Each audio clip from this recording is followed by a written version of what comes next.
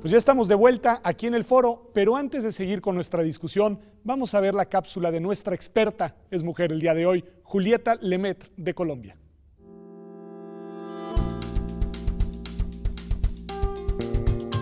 Entonces, el otro elemento que es fundacional en estos argumentos racionales que se traen a las cortes es la idea de que la vida empieza en la concepción y la vida de la persona humana. Incluso uno puede encontrar, y probablemente, pues no sé en México, pero en otros países lo he encontrado, la materia que dicta casi todas las carreras de derecho se llama civil personas o de las personas, que es la materia que define qué es una persona jurídica, qué es una persona natural, todo esto que viene en nuestros códigos civiles que son más o menos parecidos. Entonces ahí en la enseñanza de eso se incluye la afirmación que la persona humana comienza en el momento de la concepción. La racionalidad detrás que se utiliza hoy cada vez más es que en ese momento hay una singularidad genética. En el momento en que se enrosca la cadena de ADN, se forma una singularidad genética y que ahí empieza la persona humana y que empieza la persona humana con una serie de derechos. Entonces hay discusiones de eso que implica. Obviamente implica una oposición al aborto, pero también implica la prohibición de investigación con células madres y también implica cosas como la defensa, la oposición a la muerte de los fetos anencefálicos, o sea, mantener la vida del feto anencefálico hasta una muerte natural, y una cantidad de cosas que se desprenden de la idea de que en el momento en que hay la singularidad genética hay una persona humana. Entonces, ese es el argumento racional, es ese.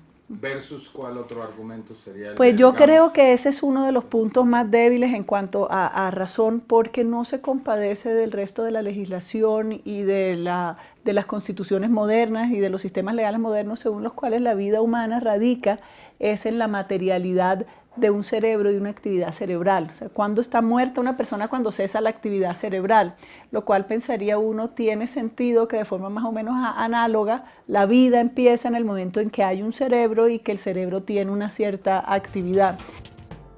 Pues bueno, ya hemos escuchado a Julieta Lemaitre sobre estos mismos temas. Ricardo, antes de terminar el corte anterior nos recordabas lo que ha pasado en una materia particularmente sentida, que es la legislación en materia de interrupción del embarazo en el país.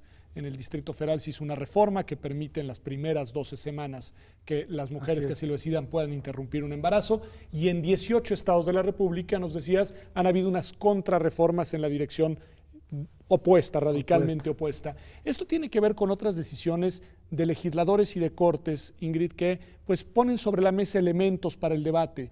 Una de esas decisiones no es de una corte nacional, es de la Corte Interamericana de los Derechos Humanos. Tú la conoces muy bien, el caso Artavia Murillo, me parece se llama, de Costa Rica. ¿Por qué no nos ayudas a explicar por dónde va la decisión y sobre todo en dónde reside su relevancia para nosotros? Bueno, esta decisión de la Corte Interamericana fue en relación a una pareja que se le negó la posibilidad de tener acceso a la fertilización asistida por una decisión de la Suprema Corte de Costa Rica. Entonces, los argumentos utilizados por la Corte fue que el crear embriones a través de fertilización asistida estaba creando personas, ¿no? Y que se les estaba negando la viabilidad a que llegaran a nacer. Entonces, que iba en contra de la personalidad, del derecho a la vida de estos embriones.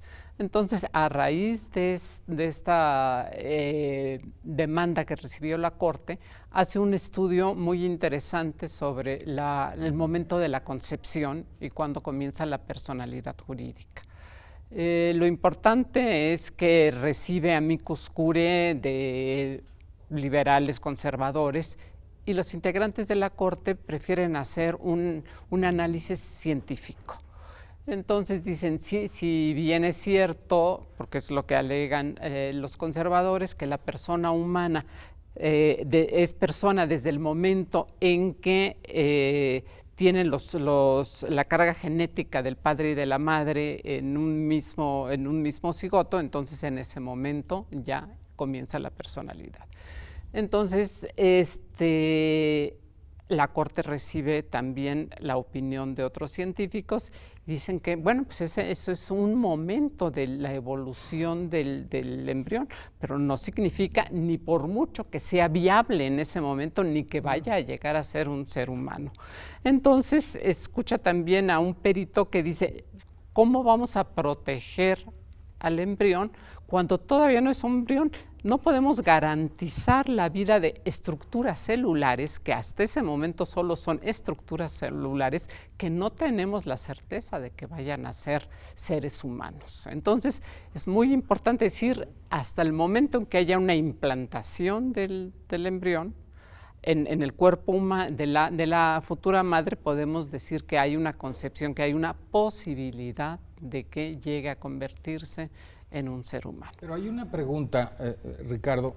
¿Eso quiere decir que hay distintas posturas de científicos sobre el origen de la vida? ¿O quiere decir que unas son científicas y las otras no son tan científicas? Porque eso nos mete en un tema sobre de si la ciencia también tiene la última palabra, o quién tiene la última palabra sobre esto, quién podría decirnos la última palabra sobre esto, ¿no? Bueno, yo pienso que la última palabra la tiene que tener el dato científico, el conocimiento, eso tiene que ser la última palabra. Lo que pasa es que los grupos religiosos conservadores que dicen que hay personas desde la fecundación, argumentan datos como los que mencionaba ahorita Ingrid. Cuando el espermatozoide fecunda el óvulo, cada uno de estos dos células tiene la mitad del genoma, el famoso ADN. Entonces dicen, ya hay un genoma completo y entonces ya hay persona, porque ese genoma es único. Y efectivamente es único. Nada más que yo digo, si de veras entonces es cierto eso, quiere decir que la molécula del ADN es persona, ¿no? Porque entonces el espermatozoide y cada uno de los millones de espermatozoides que hay en una eyaculación es media persona, porque tiene la mitad del genoma. Y el óvulo tiene la mitad, es otra media persona. Entonces, esto nos llevaría a pensar, en términos científicos y siguiendo la argumentación, que las personas están ya en el DNA, ¿no? Por ahí, no sé cuál papa, hace 3 o 4 papas, dijo que el Dios metía el alma al DNA. Escuchando esto me queda clarísimo. Entonces, esos son los argumentos y dicen que son científicos, ¿no? Cuando además sabemos que antes de los 14 días, ese óvulo fecundado, ya implantado, se puede dividir y dar lugar a los gemelos idénticos. Entonces, una persona dio lugar a 2. Entonces, ¿dónde está este argumento de la unicidad de la persona? Porque está el genoma y ese genoma es único, ¿no? No se sostiene. Esta cuestión, ¿en dónde juega la laicidad acá? Escuchándote, Ricardo, me queda clarísimo y no sé, Ingrid, qué dirás, porque al final el caso que nos plantea Ingrid de la Corte Interamericana, pues es muy interesante porque los jueces optaron por escuchar a la ciencia para tomar su decisión. Y en realidad ese es el camino que debe de darse en una república laica. Así es. Porque los jueces también pudieron haber privilegiado los argumentos religiosos. Claro. Y lo señalan, dicen, tenemos a la vista varios argumentos e incluso hay quienes consideran le dan un valor metafísico. Textualmente dice un valor metafísico al embrión, pero nosotros no podemos atender a las decisiones o a las posiciones de un sector de la población que se aplique a otro sector de la población que no comparten las mismas ideas. Así es, yo creo que ese argumento es central porque más allá incluso de los argumentos científicos, que por supuesto son centrales, está el tema de que una política pública no puede provenir de una doctrina religiosa y que a través de esa política pública se le imponga lo que algunas personas creen religiosamente al conjunto de la población, ¿no? Claro. Es decir, ahí tenemos un problema central que es de cómo definimos las políticas públicas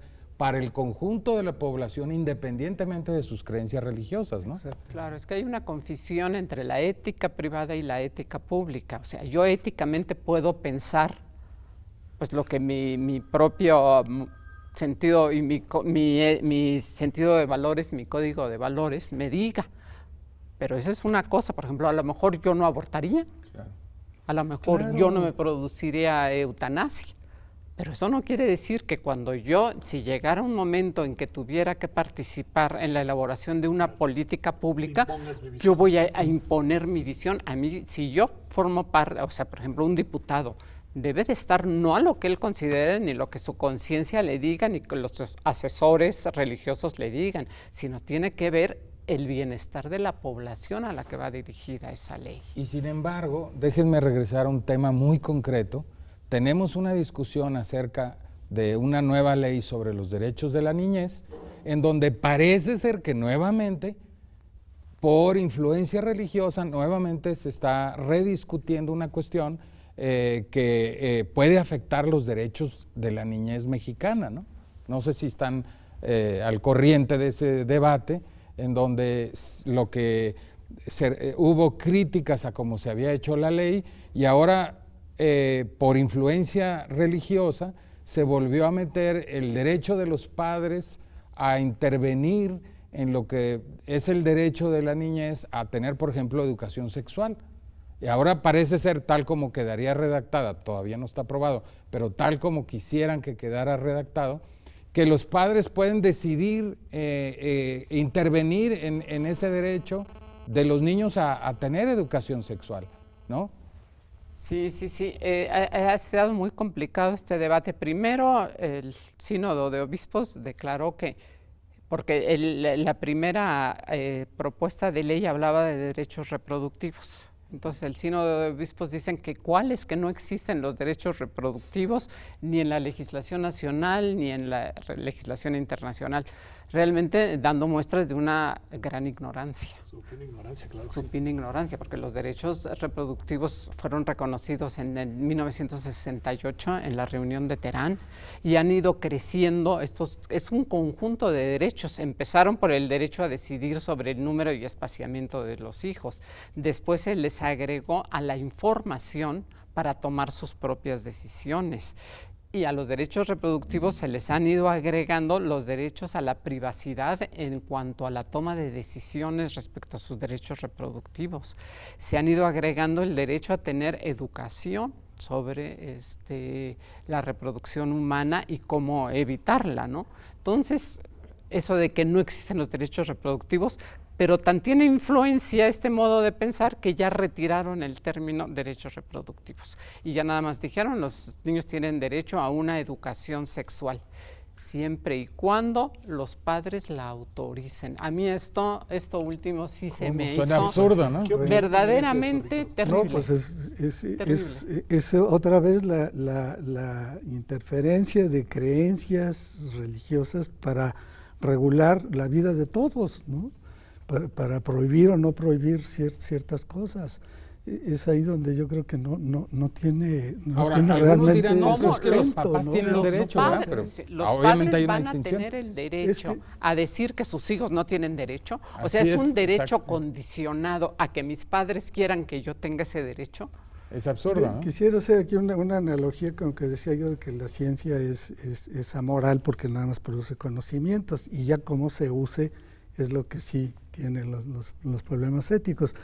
Con este tipo de decisiones, cuando sobre estas bases se decretan leyes que prohíben ciertas conductas y las prohíben para todos, esa es una intolerancia absoluta basada en creencias.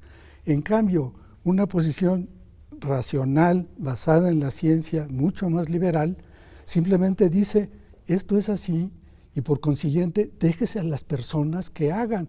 No se trata de decir que todo el mundo tiene que abortar. Así es. De ninguna que cada manera. quien tome sus sino que es. sobre las bases de lo que sabemos ahora del desarrollo humano, desde su concepción hasta el nacimiento, o ya en la educación, hablando de este caso, pues que cada quien decida libremente, que no se invada.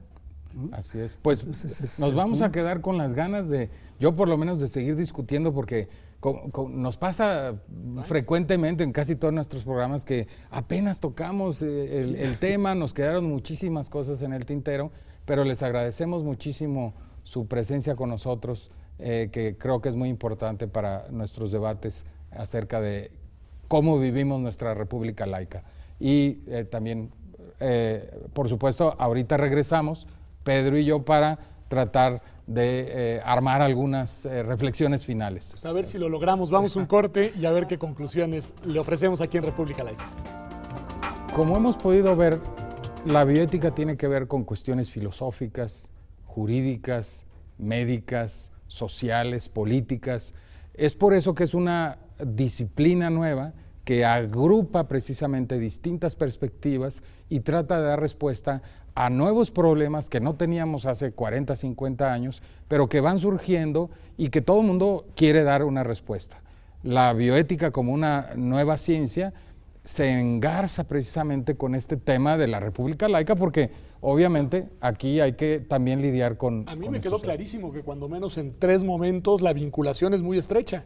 Cuando se hace investigación científica, ahí la laicidad es una condición necesaria. Así es. Cuando se discute y se debate sobre los temas de relevancia pública y no exclusivamente relevancia privada, y sobre todo cuando esas discusiones se plasman en leyes, en normas colectivas, en leyes que nos van a decir qué está permitido y qué no, qué es un derecho y cómo podemos ejercerlas. Y todo esto tiene que ver con algo que no tuvimos tiempo de discutir, pero que ya lo tendremos en otros programas, que es cómo se forma nuestra perspectiva de lo que es correcto y de lo que no es correcto, qué es lo que debemos aprobar y que vale la pena, digamos, tener aprobado como leyes y normas para el conjunto de la población, y precisamente cómo tomamos decisiones éticas respecto a la vida y respecto a la muerte. Bueno, ¿no? y además con una cuestión que hay que reconocer y que no siempre es fácil hacerlo, que es que existen distintas concepciones sobre lo que es bueno y lo que es malo, y que a veces esas concepciones tienen que ver con tradiciones culturales muy arraigadas. Así es. Pero lo que sí me quedó claro, y yo en eso estoy totalmente de acuerdo con nuestros invitados,